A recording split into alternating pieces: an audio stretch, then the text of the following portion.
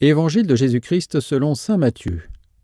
En ce temps-là, Jésus disait à ses disciples : Ne vous amassez pas des trésors sur la terre, où la teigne et la rouille détruisent, et où les voleurs percent et dérobent. Mais amassez-vous des trésors dans le ciel, où la teigne et la rouille ne détruisent point, et où les voleurs ne percent ni ne dérobent. Car là où est ton trésor, là aussi sera ton cœur. L'œil est la lampe du corps. Si ton œil est en bon état, tout ton corps sera éclairé. Mais si ton œil est en mauvais état, tout ton corps sera dans les ténèbres. Si donc la lumière qui est en toi est ténèbres, combien seront grandes ces ténèbres ? Acclamons la parole de Dieu.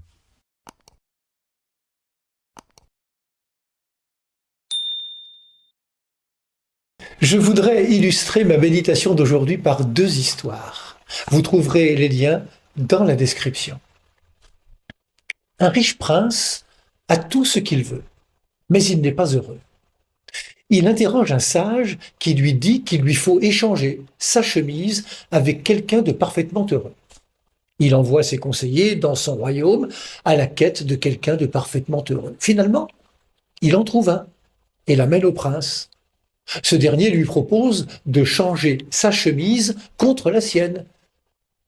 Mais ça fait bien longtemps que l'homme heureux n'a plus de chemise. Il l'a donnée. Voici maintenant une autre histoire tirée cette fois de mon livre de chevet, Sagesse d'un pauvre. Nous sommes en compagnie de François d'Assise. Un frère vient lui demander de posséder un psautier, c'est-à-dire un livre de prière. Voici la réponse de François. « Tu veux un psautier » s'écria-t-il. « Eh bien attends, je vais t'en chercher un. » Il bondit vers la cuisine de l'ermitage, y entra, plongea la main dans le foyer éteint et en retira une poignée de cendre et revint aussitôt vers le frère. « Le voilà ton psautier, dit-il. » Et ce disant, il lui frotta le sommet de la tête avec la cendre. Le frère ne s'attendait pas à cela.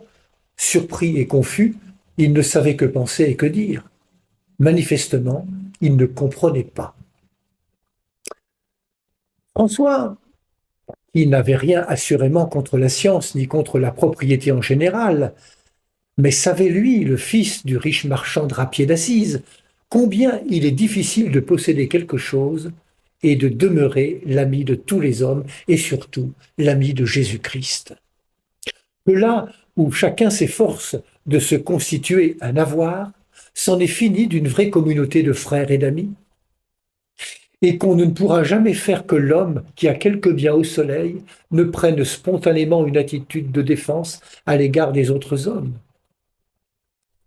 Oui, il existe un trésor durable qui n'est pas celui qu'on a économisé pour soi, mais celui qu'on a donné aux autres.